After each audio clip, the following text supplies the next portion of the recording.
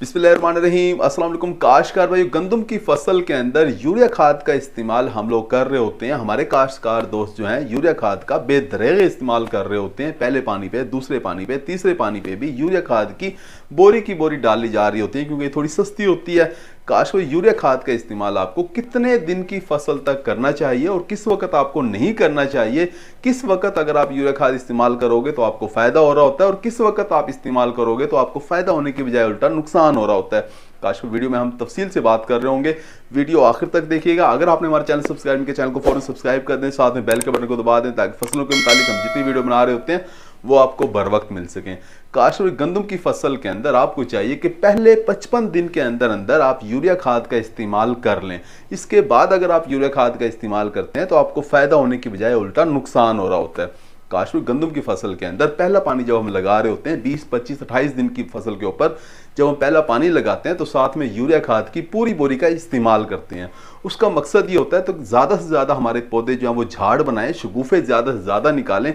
जितने ज़्यादा शगुफ़े निकालेंगे यानी जितने ज़्यादा बच्चे पैदा करेंगे, फिर उसके ऊपर उतने ही ज़्यादा खेत में सीटें लगेंगे, उतनी ही ज़्यादा हमारी पैदावार बढ़ रही होती है। तो यूरिया की पहली बोरी जो हम डालते हैं वो बहुत ही ज़रूरी है। उससे हमारे खेत के अंदर पौधों की तादाद में इजाफा हो रहा होता है, सीटों की तादाद में इजाफा हो रहा होता है। काश उसके बाद जब हम दूसरा पानी लगाते हैं 50-55 दिन की फसल के ऊपर, आप जब दूसरा पानी लगा रहे होते हैं तो आपको चाहिए कि आप आधी से लेके 1 बोरी यूरिया खाद की इस्तेमाल कर दें।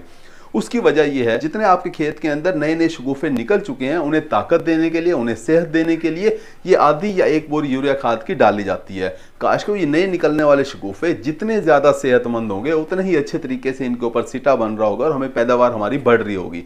काश कभी दूसरे पानी के ऊपर आप ये कैसे फैसला करेंगे कि आपने आधी बोरी यूरिया खाद की डालनी है या 1 बोरी यूरिया खाद की डालनी है? अगर तो आपकी फसल बहुत अच्छी चल रही है, उसकी बढ़ोतरी बहुत अच्छे तरीके से मुकम्मल हो रही है, फसल के अंदर मुकम्मल तौर पे हरियाली है, तो आपको चाहिए कि आप आधी बोरी यूरिया खाद की इस्तेमाल करें। और अगर आपकी फसल किसी भी स्ट्रेस की वजह से कमज़ोर है, पिलाहट के अंदर है, बढ़ोतरी सही तरीके से मुकम्मल नहीं हो रही, तो आपको चाहिए कि आप पूरी यूरिया की बोरी दूसरे पानी के ऊपर इस्तेमाल करें।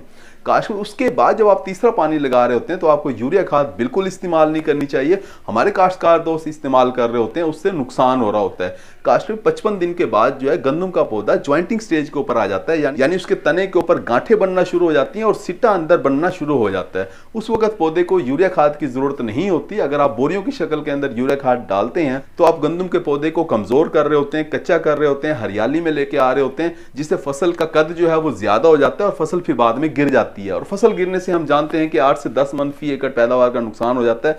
तो काश कभी आपने ये 8 से 10 मन जो आपका नुकसान होना है, इससे भी आपने बचना है और यूरिया खाद का सही इस्तेमाल करके आपने अपनी गंदम की पैदावार को भी बढ़ाना है। तो काश कभी उम्मीद है कि वीडियो आपको समझ आ गई होगी। अपना ख्याल रखिएगा। अल्लाह हाफिज।